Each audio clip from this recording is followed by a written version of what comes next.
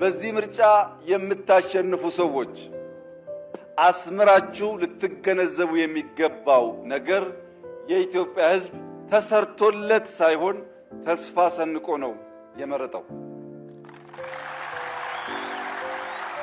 የሚቀጥለው ምርጫ ታላቁ ስጦታ የቢሾፍቱ ኤርፖርት የመጀመሪያውን ዙር መጨረስ ይሆናል። ይህ ትልቅ ኮሚትመንት ነው። ተመራጩ መንግስት የሚቀጥለውን ምርጫ ለማድረግ ሲሰናዳ የቢሾፍቱ ኤርፖርት ካላለቀ አትምረጡ። አሁን በተስፋ መርጣችኋል። ነገ ግን በስራ መሆን አለበት፣ በዴሊቨሪ መሆን አለበት። አይችሉም ብለውን ነበር በአረንጓዴ አሻራ። ችለን ዓለም ተደሟል። በኤርፖርት አትችሉም ብለዋል። ችለን እናሳርፋቸዋለን። ለእስከዚህ ባለው ዕድሜያችን በቢሾፍቱ ኤርፖርት ደረጃ ማሽን የሚንቀሳቀስበት ከፍተኛ ሰው የሚንቀሳቀስበት ስራ አይቻላቅም፣ አይተውም አያውቁም። እናንተም አይታችሁ አታውቁም።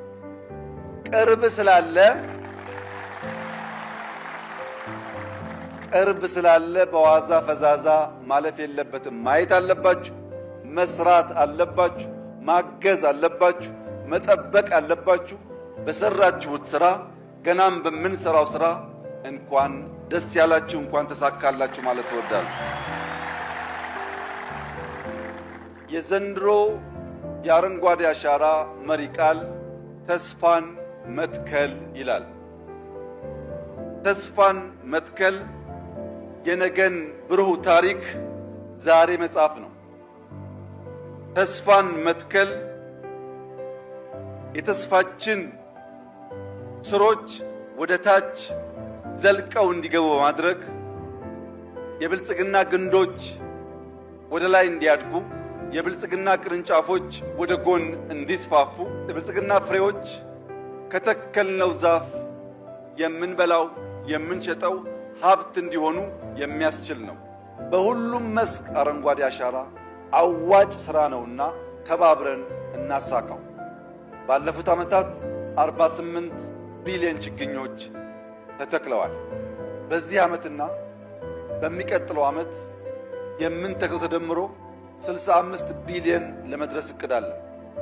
ባለፉት ዓመታት ተክለን ቅድም ያየናቸውን የአፍሪካ ክላይሜት ወደ ኢትዮጵያ ማምጣት ተችሏል። ኮፕ ሰብሳራ ላይ ሲዘጋጅ ኢትዮጵያ የመጀመሪያው ነው። በሚቀጥለው ዓመት በ2027 በፈረንጆች ኖቬምበር ዲሴምበር አካባቢ በኢትዮጵያ ውስጥ ከ70 እስከ 80 ሺህ የሚጠበቁ የዓለም እንግዶች ይመጣሉ። ያኔ ሙሽራዋ ቢሾፍቱ በሺህ የሚቆጠሩ እንግዶች ትቀበላለች። ይህ ሥራ ወደ ኢትዮጵያ የመጣበት ዋነኛው ምክንያት ችለን ሰርተን ስላሳየን ነው። 48 ቢሊዮን በነፃ ሕዝብ ተባብሮ የተከለበት አንድም ሀገር ዓለም ላይ የለም። ታላቅ ታሪክ ነው። ዘንድሮ ከ8 ቢሊዮን በላይ እንተክላለን። በዚያ ወደ 56 ወይም ከዛ በላይ ለመግባት እንሞክራለን። በሚቀጥለው ዓመት ከምንጨምረው ጋር 65 ቢሊዮን ችግኝ ተክለን ነው ኮፕ የምናሰናዳው።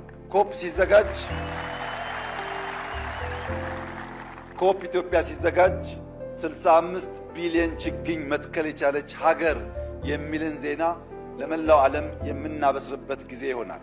ይህ እንዲሳካ ተመራቂዎች፣ ሙሽሮች፣ በማንኛውም ሁኔታ የምንሰባሰብ ሰዎች፣ ወጣቶች፣ ሴቶች፣ አዛውንቶች፣ ታዳጊዎች ችግኝ መትከል የሥራችን አካል መሆኑን፣ ችግኝ መትከል ለልጆቻችን አንድ ቁም ነገር ማቆየት መሆኑን አምነን ከዛሬ ጀምሮ በሚደረጉ እንቅስቃሴዎች ወደን ፈቅደን ጠዋት ማታ ቀን ሳንል በርብርብ እንድንተክል ለመላው የኢትዮጵያ ሕዝብ በሚቀጥሉት 2-3 ወራት ኑ እንደተለመደው ተስፋችንን እንትከል። ኑ ለኢትዮጵያ ወንድና ሴት ታዳጊዎች ተስፋን እንትከል። ኑ በትብብር ኢትዮጵያን አረንጓዴ እናልብስ። ኑ በትብብር ለዓለም ተባብረን አድዋ ላይ የፈጠርነውን ገድል ተባብረን አዲስ ገድል በማሳየት አፍሪካን፣ ዓለምን እናንቃ። እንተባበር፣ እንችላለን። እንስራ፣ እናሳካለን። ያ ሲሆን ፈጣሪያችንም ያግዘናል። ሁሌም እንደምታውቁት ኢትዮጵያ በልጆቿ ጥረት ታፍራና ተከብራ ለዘላለም ትኑር። ኢትዮጵያ ለምና ለዘላለም መኖር አትችልም። ኢትዮጵያ የሌሎችን ድጋፍ ጠይቃ አትችልም። በልጆቿ ጥረት ግን ታፍራ ተከብራ ለዘላለም ነፃ ሆና በልጽጋ ትኖራለች። አመሰግናለሁ።